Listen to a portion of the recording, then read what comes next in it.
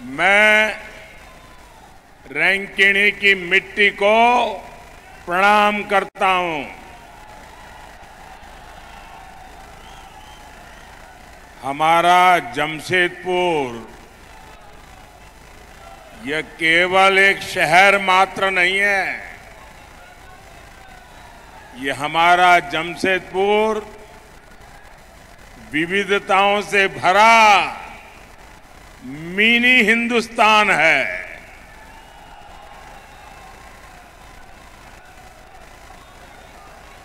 इसलिए जमशेदपुर का आशीर्वाद मिलना ऐसा लगता है जैसे पूरा देश आशीर्वाद दे रहा है।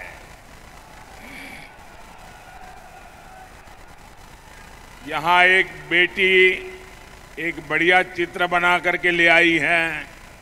वहां एक नौजवान भी कोई चित्र वगैरह लेकर के आए हैं। जरा एसपी जी वगैरह उनसे ले लें चित्र। ये बच्चे बड़े उत्साह से देखिए, वो दूसरा एक नौजवान भी ले आया है। हाँ, कलेक्ट कर लीजिए भाई इन बच्चों को। अच्छा, आप अपना नाम लिख देना, मैं आपको चिट्ठी लिखूंगा। पीछे अपना नाम लिख देना, अपना नाम पता आराम से लिखो बेटा, आराम से लिखो। फिर ये मेरे एसपी जी ये जो साथी है ना, उनको दे देना। उधर भी जो बेटा है, बेटे आप भी अपना नाम पता लिख देना, मैं चिट्ठी लिखूंगा आपको।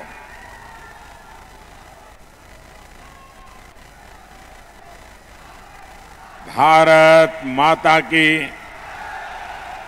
भारत माता की। आपका उत्साह बता रहा है कि जमशेदपुर में 4 जून को क्या परिणाम आने वाला है। साथियों, मैं बहुत सालों तक भारतीय जनता पार्टी के संगठन का काम करता था और कोई मुझे कहे कि चुनावी रैली है, सुबह 10-11 बजे रख लो, तो मैं हाथ जोड़ के कहता था नहीं जी, 11 बजे कौन आएगा, ऐसा करो 1 बजे 2 बजे रख लो। मैं जानता हूं 10-11 बजे इतनी बड़ी रैली करना लोहे के चने चबाने वाला काम होता है। लेकिन आज सुबह सुबह जमशेदपुर में इतनी बड़ी जनमेदनी, ये अपने आप में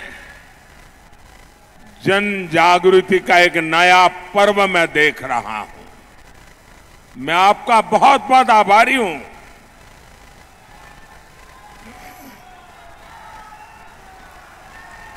साथियों, लोकसभा चुनाव देश के भविष्य को सशक्त बनाना, मजबूत बनाना, वर्तमान पीढ़ी और आने वाली पीढ़ियों का भी उज्जवल भविष्य निश्चित करने का ये चुनाव है। मेरे प्यारे भाई बहन, ये देश का भविष्य कैसे तय होगा? मैं आपसे पूछता हूं। चुनाव में देश की अर्थव्यवस्था पर बात होनी चाहिए कि नहीं होनी चाहिए? जरा पूरी ताकत से मुझे बताइए। जमशेदपुर के लोग, पूरा देश आपको सुनेगा। चुनाव में देश की अर्थव्यवस्था की चर्चा होनी चाहिए कि नहीं होनी चाहिए? चुनाव में उद्योगों, लघु उद्योगों की बात होनी चाहिए कि नहीं होनी चाहिए? साथियों,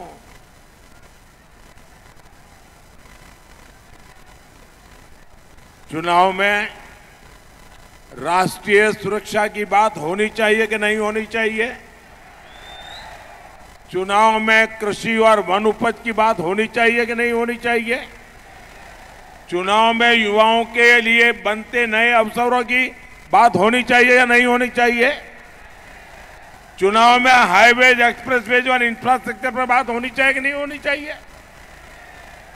लेकिन कांग्रेस वाले जामुमा वालों को इन सब से कोई मतलब ही नहीं है। इन्हें विकास का क ख ग ग भी मालूम नहीं है। और इनका तरीका क्या है? झूठ बोलो, जोर से बोलो, बार बार बोलो, इधर भी बोलो, उधर भी बोलो, खड़े खड़े बोलो, नाच नाच के बोलो, झूठी बोलो। और इनके मुद्दे क्या है? गरीब की संपत्ति का एक्सरे करेंगे, उसे छीनेंगे, एससी, एसटी, ओबीसी का आरक्षण छीनेंगे, मोदी जी को रोज नई नई गालियां देंगे। क्या इससे ज्यादा आगे ये सोच ही नहीं सकते क्या? इंडिया अलायंस वाले आपसे झूठ बोलते हैं। इनकी सच्चाई पूरा देश जान गया है, इसलिए पूरा हिंदुस्तान कह रहा है, फिर एक बार, फिर एक बार, फिर एक बार, फिर एक बार। साथियों, झारखंड जैसा राज्य खनिज संपदा में इतना अमीर है, इतना अमीर है, आप कल्पना नहीं कर सकते। लेकिन फिर भी यहां इतनी गरीबी क्यों है? दुर्भाग्य देखिए, आज झारखंड शब्द आपके कान पर पड़ेगा, झारखंड का नाम सुनते ही कौन सा दृश्य सामने आता है? एक ही दृश्य सामने आता है, नोटों के ढेर। झारखंड सुनते ही नोटों के पहाड़ देखने को मिलते हैं। याद करो हर पल, भाई कौन झारखंड? अच्छा अच्छा, वो नोटों के ढेर पकड़े गए थे, वो अफसर जेल में है, वो मुख्यमंत्री जेल में सड़ रहे हैं, वो। भाइयों बहनों,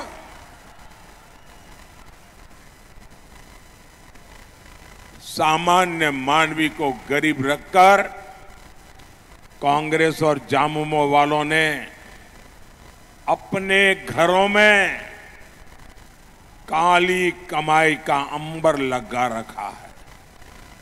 साथियों, कांग्रेस, जामुमो और आरजेडी जैसी पार्टियों ने हमारे झारखंड को हर मौके पर लूटा है।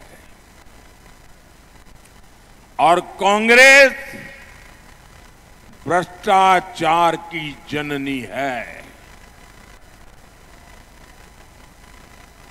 कांग्रेस ने 2G घोटाला किया, कोयला घोटाला किया, अनगिनत घोटालों में कांग्रेस ने लूट के रिकॉर्ड बनाए।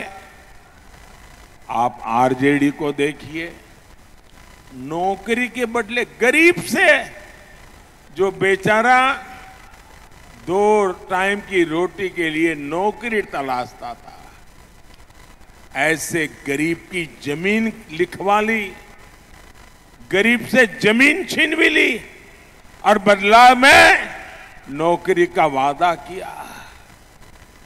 जामुमो ने यही गुण, वही आदतें, वही चरित्र कांग्रेस से और आरजेडी से सीखा है। जामुमो ने झारखंड में जमीन घोटाला किया और इन लोगों ने किसकी जमीनें हड़पी? हमारे गरीब आदिवासियों की जमीनें हड़पी। सेना की जमीन तक हड़पने की कोशिश की। सेना की जमीन हड़पना मतलब चोरी करने की आदत कितनी भयंकर होगी, इसका ये उदाहरण है। मैं आपसे पूछता हूं, इनके घरों से जो नोटों के पहाड़ बरामद हुए हैं, वो पैसे किसके हैं? वो पैसे किसके हैं? वो पैसे किसके हैं? वो पैसे किसके हैं? आपका है कि नहीं है? इसके मालिक आप है कि नहीं है? ये आपके बच्चों का हक का पैसा है कि नहीं है? ये आपका पैसा है। भोले भाले मेरे आदिवासी भाई बहनों का पैसा है, दलितों का, पिछड़ा का पैसा है, जो इन लोगों ने लूटा है। आप मुझे बताइए, क्या ये लोग अपनी इस काली कमाई में से एक भी रुपया आपके बच्चों को देते क्या? और ये लूट करते हैं ना, तो क्या कहते हैं? अरे भाई अरबों खरबों लूट लेंगे और वकील को क्या है, अरे जो चाहिए दे देंगे, अदालत से निकल जाएंगे और फिर तो मौज ही मौज है। यानी वकील के लिए भी आपका चोरी का पैसा, ये खेल है इनका। लेकिन मोदी इन बेईमानों के ठिकानों से पैसा बरामद करवा रहा है।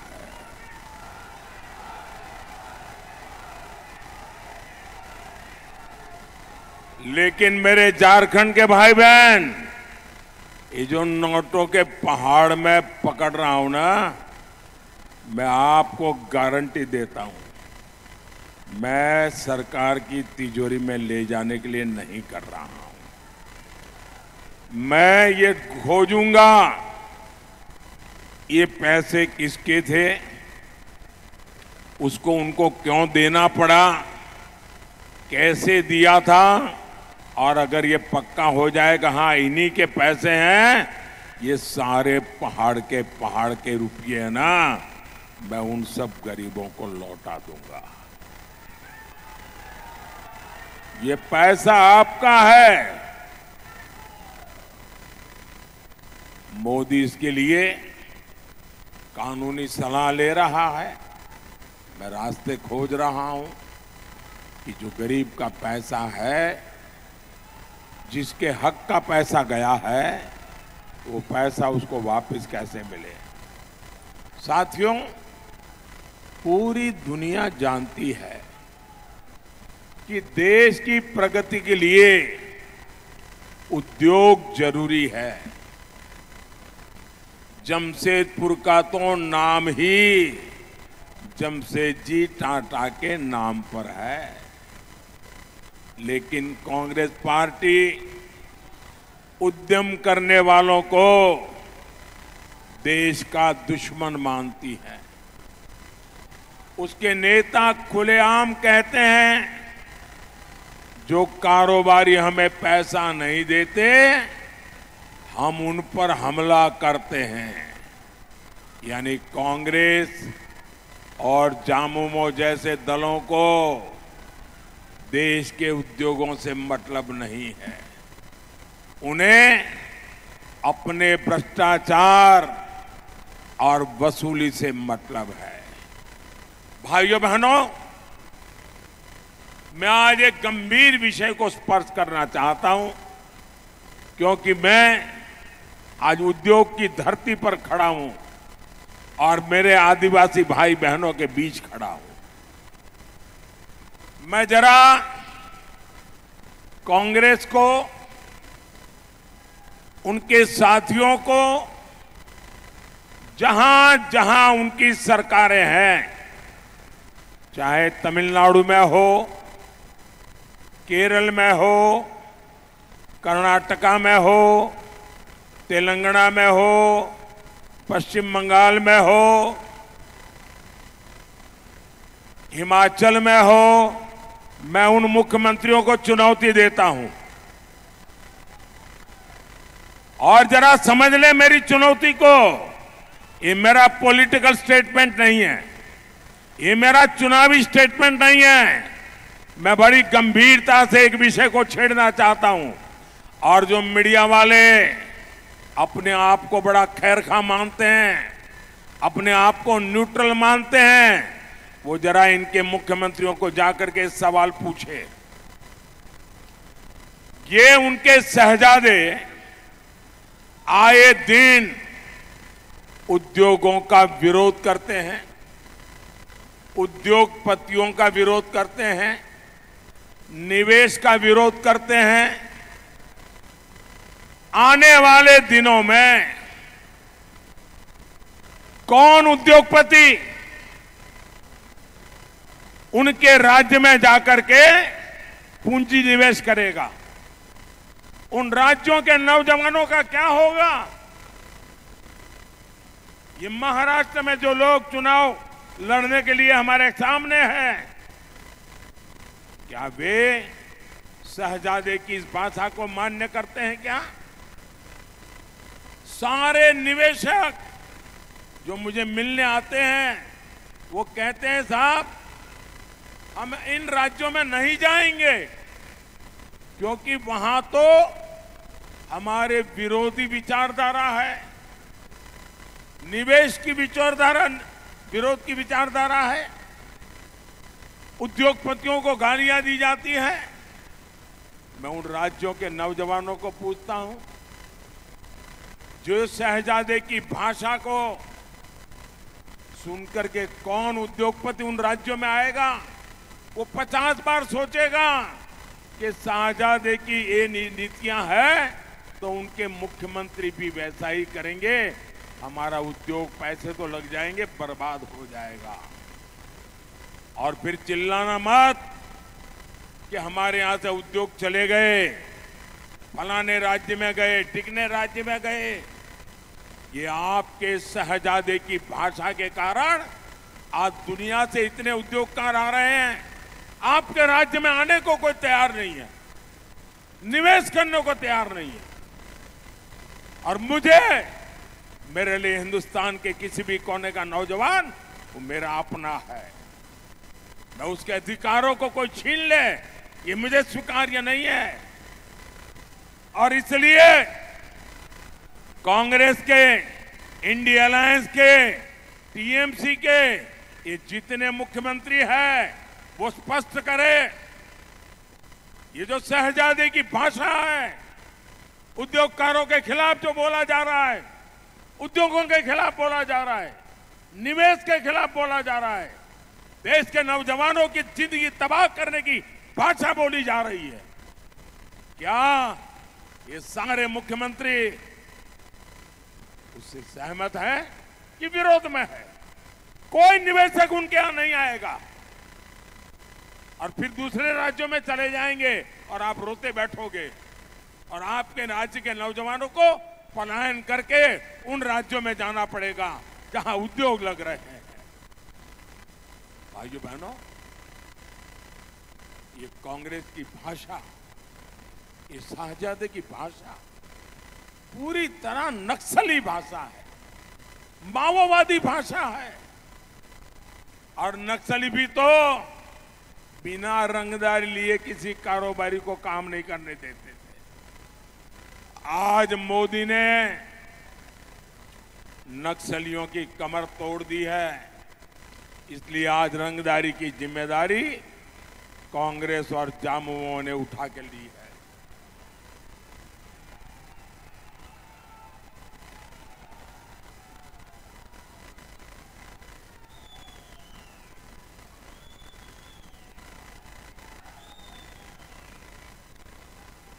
आप मुझे बताइए, ये नए नए तरीके से रंगदारी करना, नए नए तरीके से लूट चलाना, नोटों के पहाड़ इकट्ठा करना, ऐसे कांग्रेस जामुमों को एक भी वोट मिलना चाहिए क्या? जरा पूरी ताकत से इन लोगों को एक भी वोट मिलना चाहिए क्या? हर बूथ में से इनका सफाया होना चाहिए कि नहीं होना चाहिए? साथियों, कांग्रेस जैसे दलों ने कभी भी आपकी परवाह नहीं की। इन लोगों ने 60 साल तक गरीबी हटाओ का झूठा नारा दिया। ये मोदी है जो गरीब मां का बेटा है। गरीबी का दर्द क्या होता है वो जो जानता है, जी करके आया है। और इसलिए मैं 10 साल से लगा हूं और अब तक 25 करोड़ गरीबों को गरीबी से बाहर निकाल करके लाया। कांग्रेस ने गरीबों को बैंकों में दरवाजे तक नहीं जाने दिया। मोदी ने 52 करोड़ देशवासियों के जनधन खाते खोले, बैंक के दरवाजे खोल दिए। हमारे देश में करोड़ों गरीबों को सर पर छत भी नसीब नहीं थी। मोदी ने 4 करोड़ गरीबों को पक्का घर बना करके दिया है। 4 करोड़ पक्का घर आजादी के इतिहास की बहुत बड़ी घटना है ये। कांग्रेस सरकार में देश के 18,000 गांव 18वीं शताब्दी में जीते थे। बिजली नहीं थी भाइयों।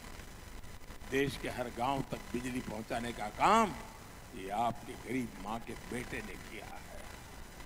कांग्रेस ने देश के करोड़ों घरों को साफ पानी से भी वंचित रखा। ये मोदी है जो हर घर नल से जल पहुंचाने में जुटा है। साथियों, कांग्रेस जामुमो आरजेडी के शासन में जमशेदपुर जैसे शहरों की दशकों तक उपेक्षा हुई। कुछ समय पहले तक रांची से जमशेदपुर पहुंचने में 6 घंटे लगते थे। हमने रोड इंफ्रास्ट्रक्चर पर काम किया। आज ये सफर आधे से भी कम समय में पूरा हो जाता है। हमने नेशनल हाईवे 33 को 4 लेन करवाया। आज इस क्षेत्र में रेलवे कनेक्टिविटी के लिए, रेलवे स्टेशनों के आधुनिकीकरण के लिए तेजी से काम चल रहा है। हमारी सरकार धालधुनगढ़ में एयरपोर्ट भी बनाना चाहती है, लेकिन ये झारखंड सरकार इसमें भी रोड़े अटका रही है। साथियों, परिवारवादी पार्टियों का देश को, उनकी आदत हो गई देश को अपनी पर्सनल प्रॉपर्टी समझे, पर्सनल प्रॉपर्टी। आपने न्यूज में देखा होगा, कांग्रेस के शहजादे वायनाड से भागकर चुनाव लड़ने रायबरेली गए हैं और वो सबको कहते घूम रहे हैं ये मेरी मम्मी की सीट है।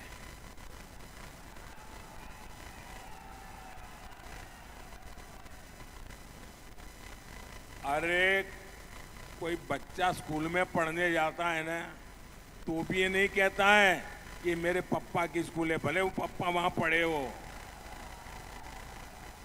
ये कहते हैं मेरी मम्मी की सीट है।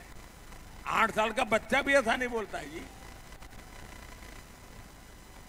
उनकी माता जी भी वहां गई प्रचार करने के लिए और रायबरेली में जाके कहा कि वो अपना बेटा उनको सौंप रहे हैं। रायबरेली में उनको 50-50 साल से इस परिवार की सेवा करने वाला एक भी कार्यकर्ता नहीं मिला जिनको वो रायबरेली में पसंद करना चाहते हो। ये प्रॉपर्टी का भाव।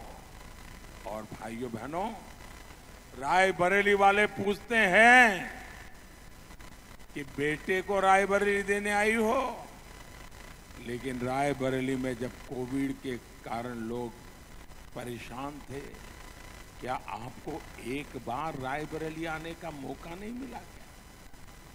क्या आपने रायबरेली में आकर के कोविड के समय भी क्या एक बार भी पूछा है कि आपका हाल क्या है?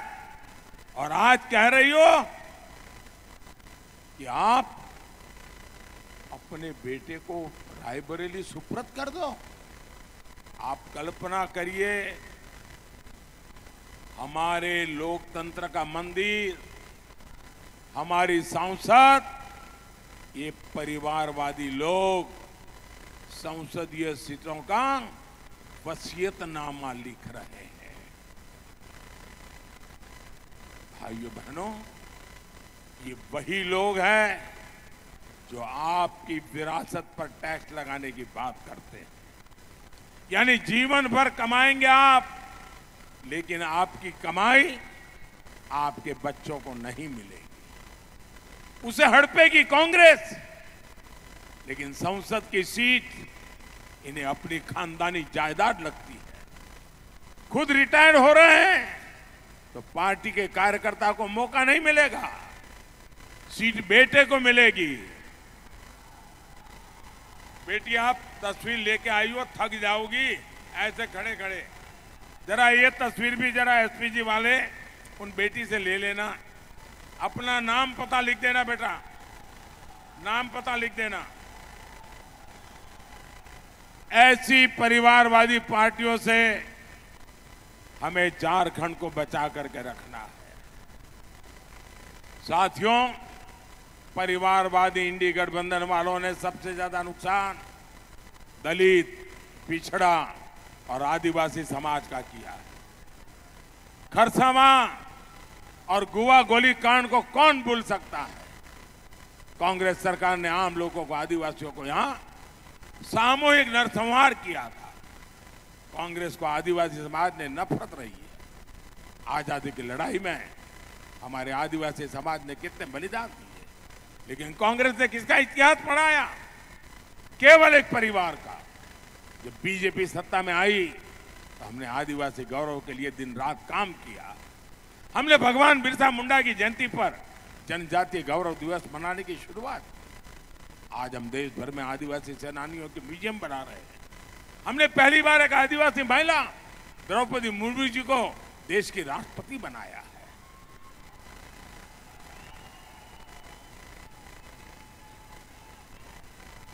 और मैं याद दिलाऊंगा, कांग्रेस ने द्रौपदी मुर्मू जी को भी चुनाव में हराने के लिए कोई कोर कसर नहीं छोड़ी। और ये झामुमो वाले उसी कांग्रेस के साथ खड़े। साथियों, आज देश जान चुका है संविधान को खतरा इंडी गठबंधन वालों से है। बाबा साहब आंबेडकर धर्म के आधार पर आरक्षण के लिए खिलाफ थे, लेकिन इंडी वाले संविधान बदलकर दलित, पिछड़ा और आदिवासी का आरक्षण बंद करना चाहते हैं। अब ये पूरा का पूरा आरक्षण मुस्लिमों को देने की बात कर रहे हैं। कुछ राज्यों में इन्होंने इसकी शुरुआत भी कर दी है। मोदी ने 23 अप्रैल से चुनौती दे रहा है कि वे लिखित में दे कि एससी, एसटी, ओबीसी का आरक्षण छीनकर उसे मुसलमानों को नहीं देंगे। लेकिन आज 25 दिन हो रहे हैं, कांग्रेस और इंडी वाले चुप बैठ करके अपने पाप की तैयारी कर रहे हैं। साथियों, 25 मई को आपका एक वोट झारखंड और देश के भाग्य का फैसला करेगा। बीजेपी ने जमशेदपुर से श्री विद्युत बरन महतो को जिम्मेदारी सौंपी है। आप इनके लिए कमल का बटन दबाएंगे, और जब आप इनको कमल का बटन दबा करके वोट देंगे ना, वो वोट सीधा सीधा मोदी के खाते में जाएगा। आपका वोट सीधा मोदी को मिलेगा, मोदी को मजबूती मिलेगी। आप ज्यादा से ज्यादा लोगों को मिलेंगे, ज्यादा से ज्यादा मतदान कराएंगे। 10 बजे के पहले ज्यादा मतदान हो कोशिश करेंगे। पहले मतदान फिर जलपान, ये करके दिखाएंगे। अच्छा, मेरा एक काम करेंगे, जरा दोनों हाथ ऊपर करके सबके सब बताओ तो मैं बोलूं। मेरा एक काम करेंगे, मेरा एक काम करेंगे, यहां से जाकर ज्यादा से ज्यादा घरों में जाइए, ज्यादा से ज्यादा परिवारों में मिलिए और मिलकर के कहिए कि मोदी जी जमशेदपुर आए थे और मोदी जी ने परिवार के सबको प्रणाम कहा है। मेरा प्रणाम कह देंगे, मेरा प्रणाम कह देंगे। एक और काम करेंगे मेरे लिए, एक और काम करेंगे। हमारे यहाँ हर गांव में ग्राम देवता का मंदिर होता है, छोटा सा भी मंदिर होता है। आप जाकर के वहां जरूर प्रणाम करना, मेरी तरफ से मत्था टेकना और कहना देश के उज्जवल भविष्य के लिए परमात्मा हम सबको आशीर्वाद दे। मेरे साथ बोलिए, भारत माता की, भारत माता की, भारत माता की। बहुत बहुत धन्यवाद।